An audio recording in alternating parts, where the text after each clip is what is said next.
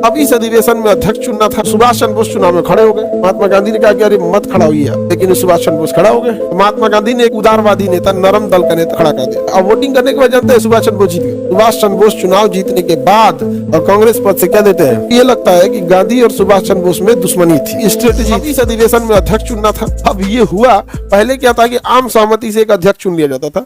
इस सभा के अध्यक्ष ये रहेंगे, आप लोग की सहमति है तो आप इसमें अपनी सहमति दे। आदमी कह देता हाँ भैया ठीक है, और अमूमन अध्यक्ष ठीक ठाक इंसान ही बनता था। 1939 बड़ी खतरनाक टाइम था, सेकेंड वर्ल्ड वॉर स्टार्ट हो रहा था। अंग्रेज का कहना था कि भैया सब तो एक तो सामूहिक त्यागपत्र दे दिया है सब, समझा, भारतीय सब साथ भी नहीं दे रहा है सब, अगर ये एक भी मौका देंगे, अगर ये कोई भी मौका देंगे तो पूरी तरह से क्या कर दिया जाएगा, दमन कर दिया जाए, पूरी तरह से दमन कर दिया जाए। अंग्रेजों ने बोला। अब इसका डर हो गया, अगर कोई कांग्रेस का अध्यक्ष या बड़े लेवल का आदमी, इसके कारण पूरे संगठन पे अगर प्रतिबंध लग जाएगा तो भाई 1885 से बना बनाया संगठन क्या हो जाएगा, तहस नहस, प्रतिबंध लगा देगा। सुभाष चंद्र बोस चुनाव में खड़े हो गए। महात्मा गांधी ने कहा कि अरे मत खड़ा होइए, आप गड़बड़ा जाएगा, आपके वजह से कुल तांडा हो जाएगा यहाँ, लेकिन सुभाष चंद्र बोस खड़ा हो गए। तो महात्मा गांधी ने एक उदारवादी नेता, नरम दल का नेता पट्टाभी सिद्धारमैया को खड़ा कर दिया, कहा कि इनको चुनिए आप लोग और वोट कीजिए। क्या कीजिए, वोट कीजिए। पहला अधिवेशन था जिसमें अध्यक्ष पद के लिए क्या करना पड़ा, वोटिंग करना पड़ा। क्या करना पड़ा, वोटिंग करना पड़ा, वोटिंग करना पड़ा। अब वोटिंग करने के बाद जानते हैं सुभाष चंद्र बोस जीत गए। सुभाष चंद्र बोस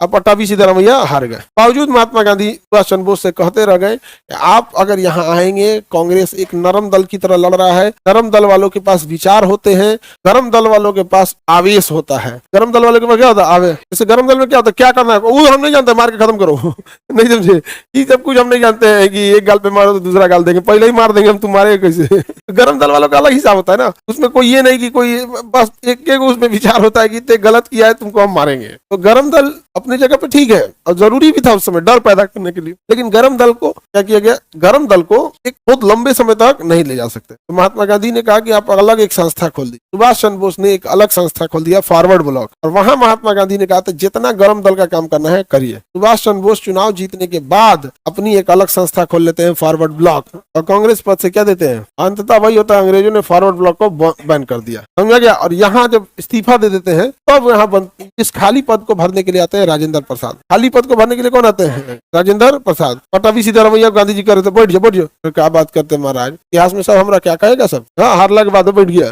राजेंद्र प्रसाद को बैठाया गया कि भैया आप बैठ जाइए। और कई लोगों को ये लगता है कि गांधी और सुभाष चंद्र बोस में दुश्मनी थी, दुश्मनी नहीं थी, स्ट्रेटेजी थी। क्या था, स्ट्रेटेजी। वरना कई लोगों को इस बात पे ऐतराज है कि हम महात्मा गांधी को राष्ट्रपिता क्यों कहेंगे, पिता नहीं है। तो भैया हमने उन्हें राष्ट्रपिता नहीं कहा है, सुभाष चंद्र बोस ने कहा। और जैसे आप कहिएगा ना सुभाष चंद्र बोस ने कहा है, उस इंसान के बात करने का लहजा ही बताया, अच्छा ओहो तब ठीक बोल रहे होंगे, समझ में कि नहीं गया।